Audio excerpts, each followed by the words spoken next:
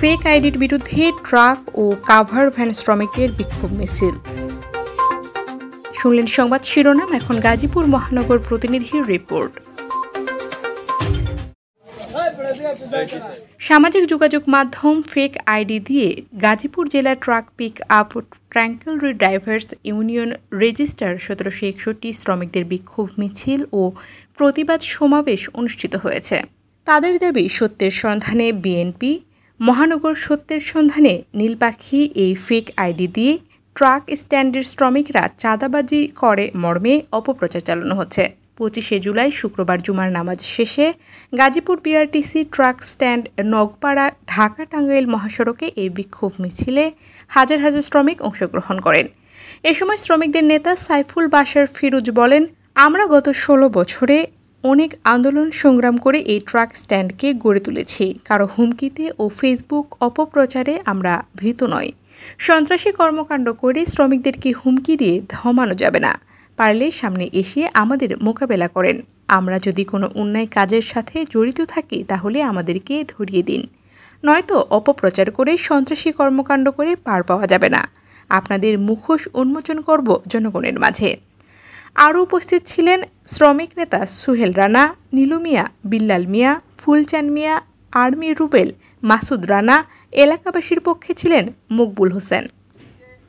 আমার ভাই রুবেল, নীলু ভাই, বিল্লাল ভাই, সোহেল রানা, এদের ছবি ট্যাগ লাগিয়ে আজকে আমাদের বিরুদ্ধে মিথ্যা অপবাদ দেওয়া হচ্ছে। এই মিথ্যা অপবাদ দেওয়ার বিরুদ্ধে আজকের এইখানে এলাকা মহল্লাবাসী, আমার বন্ধু মকবুল ভাই যথাযথ কথা বলেছে। কারণ সে আর পরিবহন আমরাও আলাদা ভাবি না, আমরা ভাবি পরিবহন আর মহল্লার লোক সব এক, সব একাকার। আজকে মহল্লার লোকের উদ্দেশ্যে আমি বলতে চাই, আপনাদের উদ্দেশ্যে, এই ট্রাক স্ট্যান্ড আসার আগে আপনারা একটু পিছনে ফিরে তাকিয়ে দেখেন। এই ট্রাক স্ট্যান্ড আসার আগে এই ময়মনসিংহ মোড়ে যারা বাড়ি করেছেন, এত বাড়ি ভাড়া আপনারা পেতেন, এত ভাড়াটিয়া ছিল, সন্ধ্যার পরে লোক থাকতো। এবং আপনারা এখন 18 সনের অবস্থান আর 2025-এর জুলাই মাস নিয়ে একটু চিন্তা করে দেখেন। আজকে ট্রাক স্ট্যান্ডের সাধারণ শ্রমিক আপনার ভাড়াটিয়া, মাস শেষ আপনি ভাড়া পান।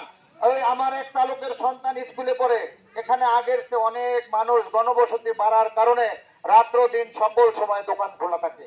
এখানে আশেপাশে যারা ব্যবসা বাণিজ্য করে সকলকে আপনারা সাংবাদিক ভাইয়েরা জিজ্ঞাসা করে দেখবেন, আমার কোন একটি চালক একটি টাকা এবং একটি চা কোনোদিন তাদের কাছে ফিরে খায় না ইনশাল্লাহ।